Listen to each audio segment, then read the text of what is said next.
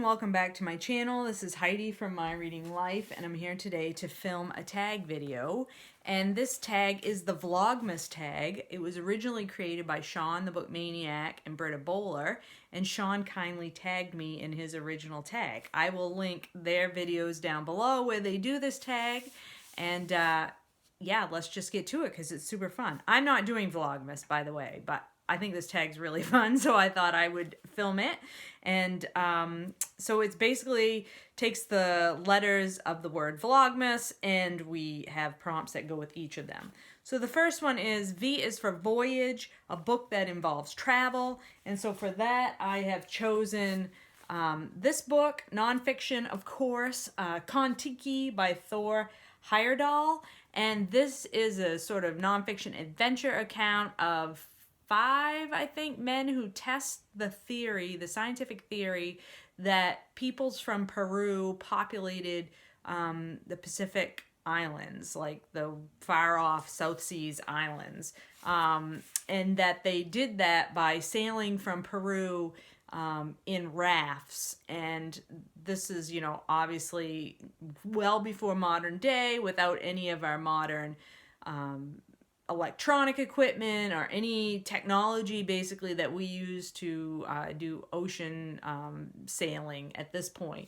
So these 5 folks take off on a raft. It takes them, I think it's over 100 days they're on this raft trying to sail from Peru to the South Seas Islands without any modern technology. And this is a wonderful adventure story, and I highly, highly recommend it if you have not read it and you like adventure nonfiction.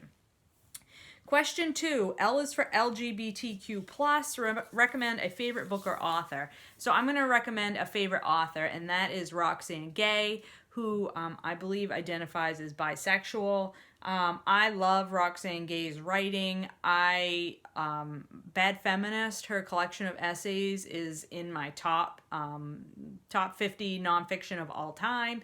This is Hunger, her memoir, where she talks about how she has used food and as a way to cope with trauma in her life.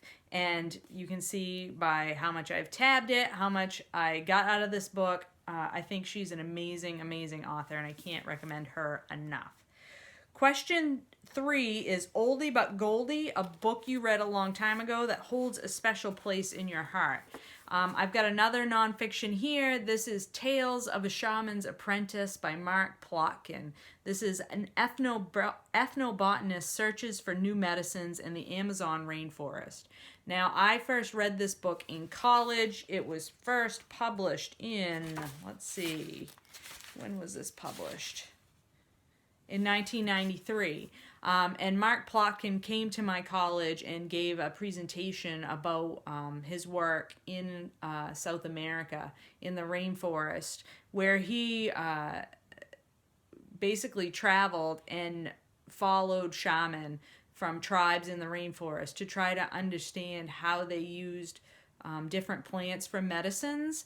And another sort of adventure science book, and it was just, his presentation was amazing, and this book is super interesting about how native peoples use vegetation and plants to provide health care to their people, and what we have learned from that, and the different medicines that we have developed in the Western world from some of those rainforest plants. Really, really fascinating. Highly recommend.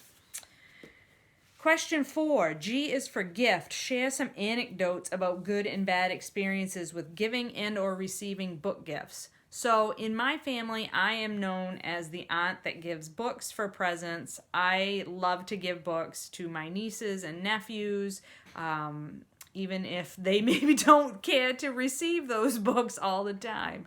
I really try to match books with the different people in my family based on what they enjoy and their personalities, and I really just enjoy doing that. And I don't often myself receive books as gifts unless I've given a member of my family a specific list, because people don't like to buy me books, obviously, because I read so much. They're afraid they're going to give me something that I've already read. So I think that's always the danger when you're a avid reader, as most of us are here on BookTube, that people are afraid to buy you books because of it. But I do love to receive a book voucher or a gift card. Nothing better than receiving something that allows you to pick out your own reading materials. Certainly I have received books many times in the past. I don't think that I've ever been disappointed to receive a book, even if it wasn't something that I necessarily would have picked out for myself, just because I like to receive books so much. So that's my experience with gift giving and books. Question 5. M is for Mass-Market Paperback. Do you like them, and why or why not? I don't love Mass-Market Paperbacks. I mean, I prefer a trade paperback if I have to pick, but I have lots of Mass-Market Paperbacks. You know, earlier in my adult life, I read a ton of romances, and so most romances are published in sort of the Mass-Market Paperback format. This is one of my favorite authors of contemporary romances. I've read so many of Suzanne Brockman's books. She writes, she has this whole series about Navy SEALs. And yeah, this is one of my favorite ones right here, Over the Edge. And look, the price on that, I mean, this was several years ago, about $5 for a book. I mean, when you read a lot, you got to be cognizant of how much books cost, right? And so mass markets give you the best bang for your buck. I also, you know, I love the J.D. Robb series, and when this book first started being published, it was only published in paperback. So my original copies of the beginning of this series are all in paperback, and I actually really like the covers for these later editions of the series. So I definitely don't. It's not that I won't read a mass market, but they don't hold up as long as other kinds of books. And they do have that whole spine cracking thing that's kind of irritating, but you know, for the value, I think they're a good deal, and I will certainly read them and keep them on my shelves. Question 6 is A is for all in the family. Do you come from a family of readers? My mom is a big reader. She had a library in our home that was my first foray into adult fiction, was reading the books off her shelves. My maternal grandmother was a reader, and I can remember we always went to her house on Saturdays for lunch, and I can remember reading her copies of the Encyclopedia Britannica. She had the really cool versions of those, which had some of the entries had the clear plastic pages that had, like, for example, the frog entry. You could overlay the internal organs of the frog over the piece of paper with the outside drawing of the frog, so that you could learn where the organs were in the frog. I loved those encyclopedias, and spent quite a bit of time reading entries out of those on Saturdays. My paternal grandmother became a reader late in life, like in her 60s and older. She read tons and tons of romance novels when she got to her older years, and I used to share my books with her. I'd take her bags of books, and she'd just blow through all of them and give them back to me and be ready for the next bag full. It was really great to share books with my grandmother.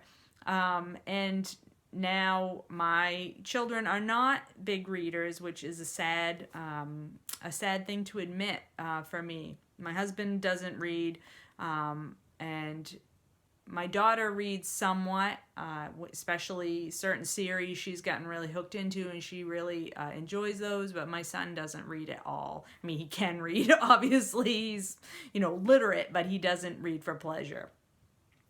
Question 7 is S is for Santa, books on your Christmas wish list. So, like I said in the gift question, I have lots of books on my wish list, but it's mostly for me. If I receive gift cards or vouchers for Christmas this year, I will be very excited to spend some of those on some of the stuff on my wish list. I think things that I'm most excited about looking at is the new Mira Jacobs book. I'll put a picture of the cover up here because I'm not remembering off the top of my head the title of that. And some other of the newer nonfiction that's coming out. I'm super excited for the 2020 BookTube Prize, which is going to have a nonfiction category, and so I'm wanting to dig into some of the newer nonfiction that's just come out. So I have a bunch of those that I'm looking forward to hopefully being able to buy after Christmas. And one of those is called Shadowlands, which is about the